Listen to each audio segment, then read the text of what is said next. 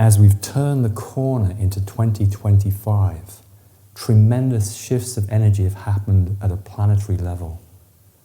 Specifically, the soul of the Earth has transformed, changed, and this is going to affect every single aspect of life on the planet going forward, and it'll accelerate the Ascension Timeline.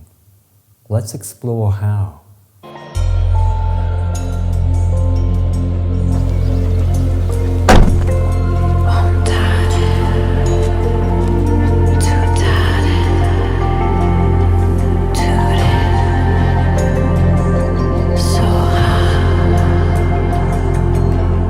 Interdimensional conference took place over the Christmas period leading into 2025 between the higher dimensionals, between the star-being nations, the Devas, and with Gaia. And it was ascertained that in terms of where the shift is at and where she needs to move to in order to attain 5, 6, 7D consciousness, well, there'd be insufficient time for her to do all of that work. Because when you consider back through the aeons, the karma, the soul contracts, the challenges and everything else that she's faced and that she's dealt with, well, would she be able to unravel and realign through that in such a short window? What we're looking at is approximately a 30-year window to the solar nova micro event where everything culminates and converges in this grand galactic convergence. Would she be ready? And the obvious answer was, actually, no. For all the love, care that we might have and compassion for Gaia and her motherly energy that embraces and looks after all life, the interrelation of her energies, her emotional energies especially, mean that she's been more bound into that old construct. And the intervention has exploited that, has played and preyed upon that with continual acceleration of drama that pulls and binds different groups in, including spiritual mainstream and the alternatives, so that no one is really seeing what the shift is all about, what that will mean, that there will come a great cleansing of the 3D through storm, through volcano, through earthquake, through fires, through drought, through tsunamis. A great cleansing is coming. It's what the Hopi saw as the great purification. That is coming. Well, how does this shift affect the timeline?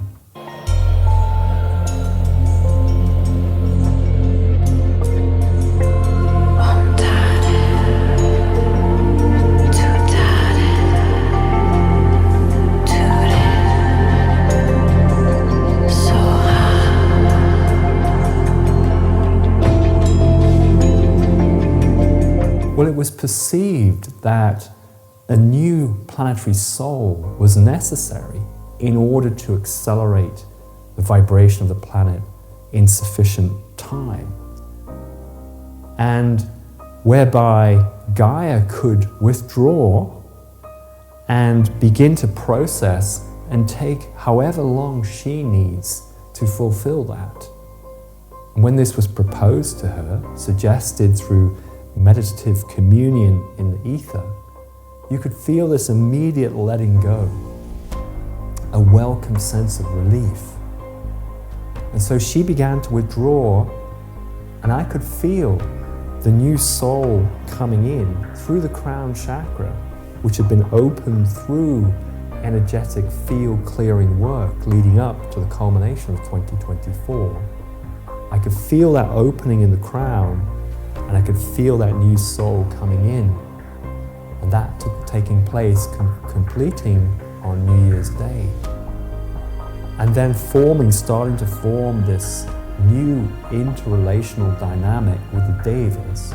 Let's be clear, many people might not necessarily immediately sense or feel that the planetary soul has changed or is in the process of transmutation.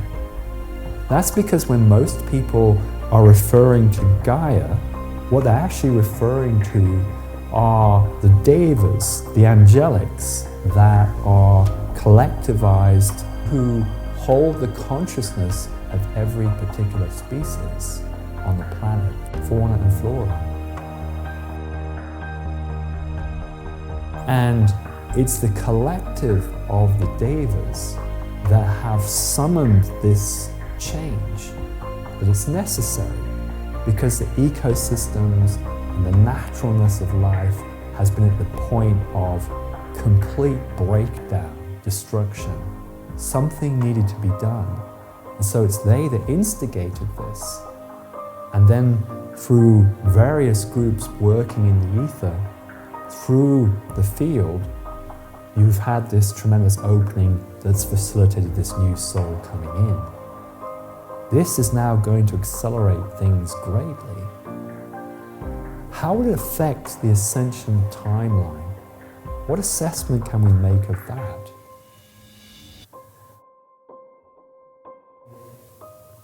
Well, previously we could say that it would likely be the solar micronova, galactic superwave, kicking that off, that triggers the final shift into 567D, the final cleansing, because it would then precipitate the final flip-flop of the pole shift, and that really detaching the crust from the mantle and flipping around, and you get tremendous devastation and cleansing happening through that process. So you could say we've had that 30-year timeline window, thereabouts. That's what seems to be converging to that point. But this greatly changes that window, greatly narrows and shortens that. Why? Because as these new energies accelerate through the core of the planetary torus, interrelating with the devas, they're going to feel the change of energy. They already have. They're already shifting vibration much higher up in the torus, much higher frequency. And this is going to accelerate the breakdown of the magnetic energy field. Now let's be clear, what's been happening here is the intervention has been trying to suppress this transformation. They have done so previously in previous cycles by the imposition of energies from the moon, which is coupling with the sun. It tilts the planet over, it slows the speed of the planet down, it creates the precession of the equinoxes, but it also slows the vibrational state of life down on the planet. They've done this intentionally. Okay, on the one hand you could say it creates a karmic construct that people can evolve and grow through. So it has some degree of benevolent intent, yes. But they've held on to that power for way too long, to the point where this reality construct, this simulation, is now becoming cancerous and destructive of the earth. And so what's necessary is a reanimation, is a reacceleration of the planetary torus. And that will reduce the impact of the moon, the suppressing impact. It'll reduce the imposition, the density of the field, and begin to accelerate it. And the direct result of that, you're already seeing, which is the triggering and the activation of volcanoes across the planet. So this is going to completely change the dynamic, because as they start to ramp up, as they start to erupt, it's going to at some point make life in the 3D untenable as they really trigger off around the planet. And my estimate, my feeling sense when I explore and feel into that, is it narrows the timeline window probably down to about 10 years.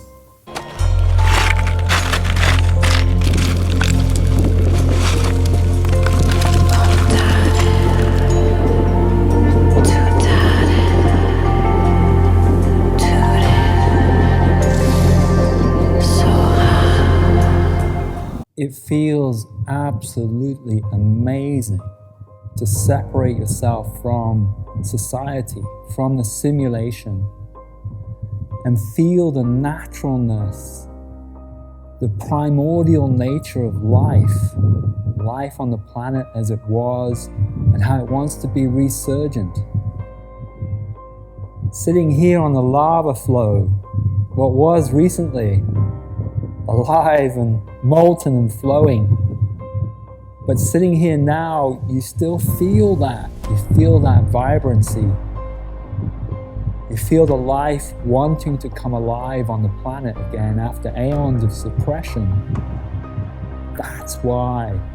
That's the tremendous beauty of coming to a place like this, on the edge of society, yet feeling the enormity of the volcano. It feels very much like the timeline window for the Ascension has narrowed. How can we say that? New energies have come into the planet to accelerate the torus, dragon energies, to reclaim the flower of life. What that's going to do is reduce the magnetic field in the pole shift much faster than the rate it had previously been. And to overcome the interventions, attempts to suppress this shift into 5, 6, 7D. That's what the dragon energies have come in for. And so it feels like that timeline window, as I sit here, as I'm living life now in the new year in 2025, I feel like it's 10 years. I don't feel any more than that. And so I ask you to think about, to consider what that means for you. You know, when it's 30 years or more, you can say, well, yes, that's relatively close, but it's far enough away that I don't really have to think about it yet on a day-to-day basis. But when it closes to 10 years, well, now it's right on your doorstep. It's knocking at the door. You cannot avoid it unless you're in some kind of denial, oblivious to everything, like in society, like the simulation. You cannot ignore it now. And for me, that's a tremendous liberation, because we can drop the facade, we can drop the play acting in daily life, and we can call it as it is. You know, we are brought to the very precipice of what it means to be alive. When you know that this day could be your last, and that's the point, that's where we're at, when this day could be your last, how does it change your orientation? How does it change how you engage the day and what you do? How does it change in terms of how you present into life? Is there any longer any point in not being 100% who you are? Well, I would say no. And that's the absolute beauty of it. That's the freedom of it. It's the freedom it gives you. It's the freedom to say, well, who am I now? And what do I really choose to give my passion, my yearning, my soul, my commitment to? What is this day really worth to you now? That's the beauty of this reduced timeline window. Is there likely to be fear? Yes. Anxiety? Yes. There's going to be all of that. Yes. But fear is not a problem.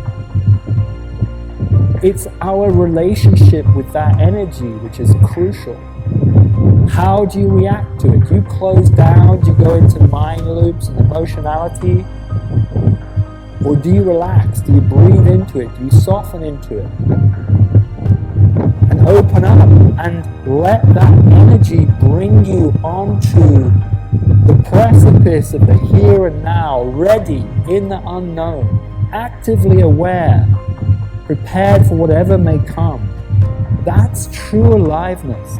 That's what the simulation has stolen from us, and we need to take it back. It's stolen it from the planet, it's suppressed life, it's controlled it, manipulated it, and we need to take it back. And why would you not, now that the energy is resurgent? Why would you not? There is no longer any point whatsoever in playing it small. That's the beauty of the shift. That's the beauty of the volcano. That's the beauty of this reduced timeline window. I encourage all to embrace it.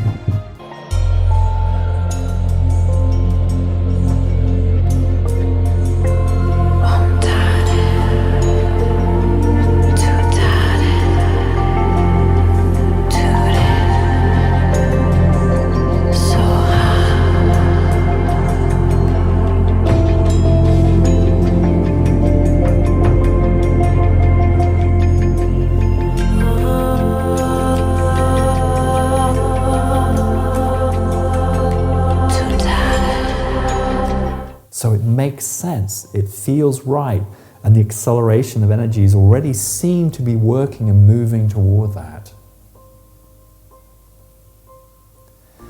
The question is then, for each and every one of us, what does it mean for us, for our journey?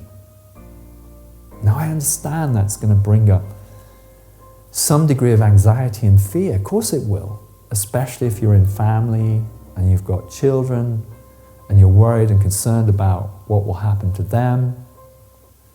At the same time, what a lot of people, especially in this movement, are feeling inside is a sense of adventure, excitement, and come on, let's get it moving, let's get on with it. After all of these thousands of years of inertia and the challenges we've faced, especially in recent times, as the simulation, the intervention goes into overdrive and seems to control, manipulate every aspect of life on the planet. Well, let's get on with it. Let's get it done. Let's strip that away and let's provide the mechanism whereby this emergence, this ascension, this realignment can happen, and the restoration of naturalness of life on the planet. Let's get it moving, because it's been stuck in dogma, in inertia, in soul contracts, all manner of karmic binding. Let's get it moving.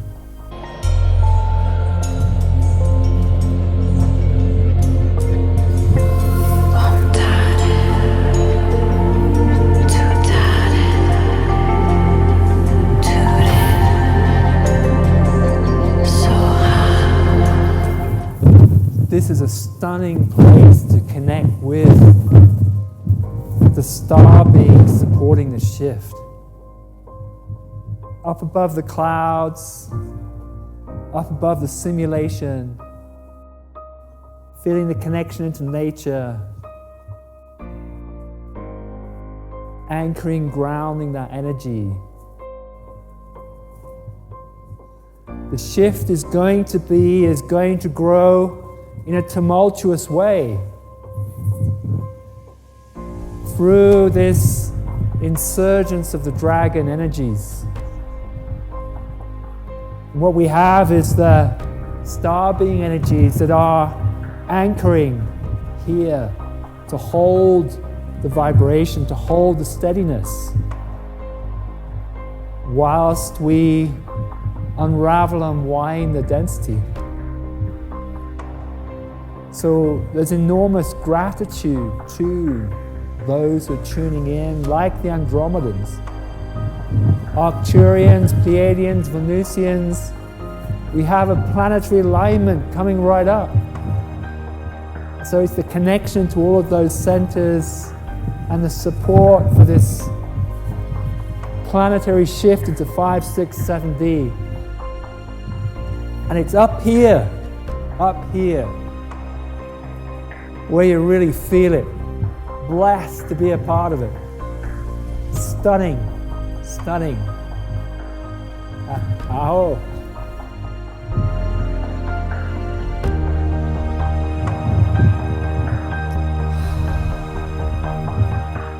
Well, we've got the freedom and the space. Let's gather in a circle.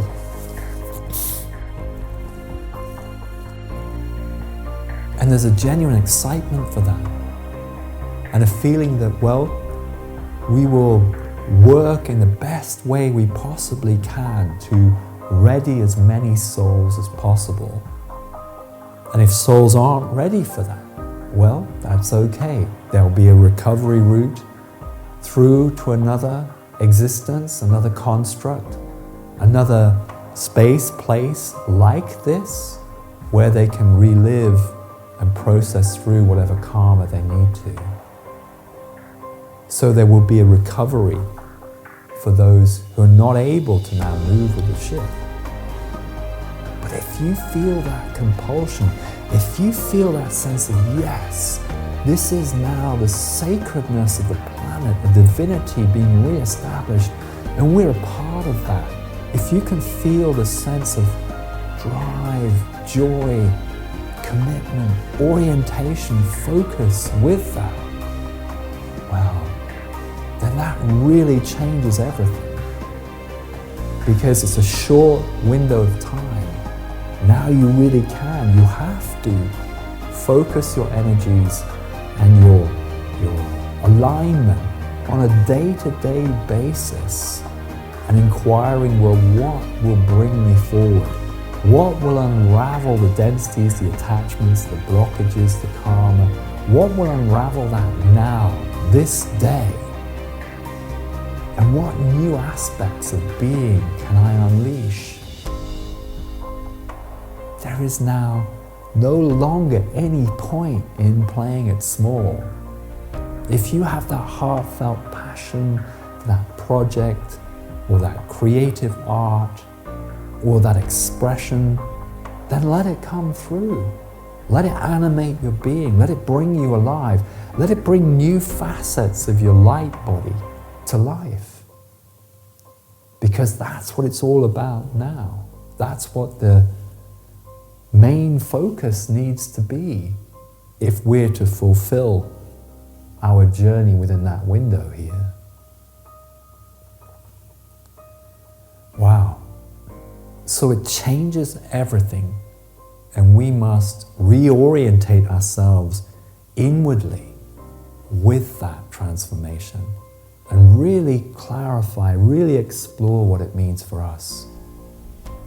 And then it's going to be simply marvelous, simply ecstatic as you progressively integrate that new sacred divinity within you.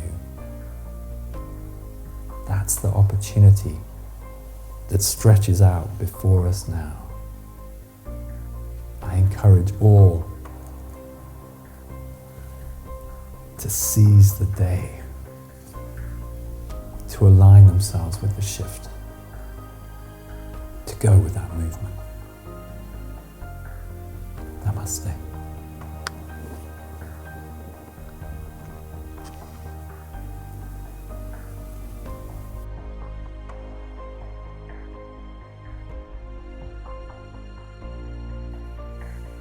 Let's honor, celebrate that the transformation, the transition of energy is strengthening now in the shift.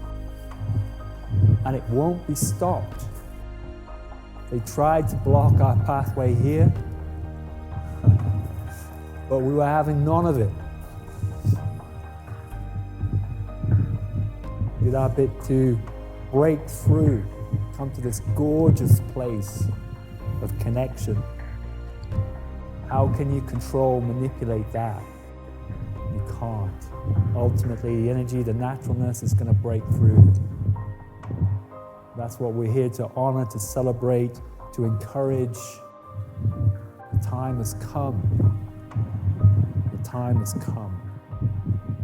And the star beings are with us, are gathering to support us, to form the bridge across to 5, 6, 7D. We honor their connection. We will not be deterred.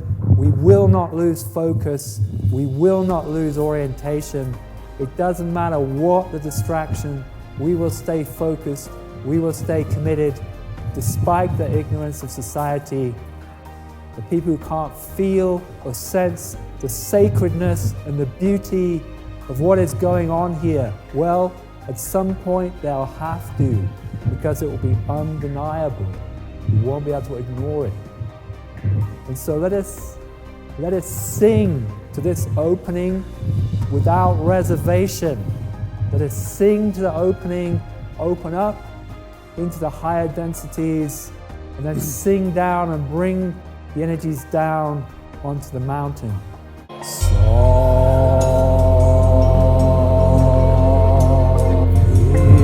Om Tare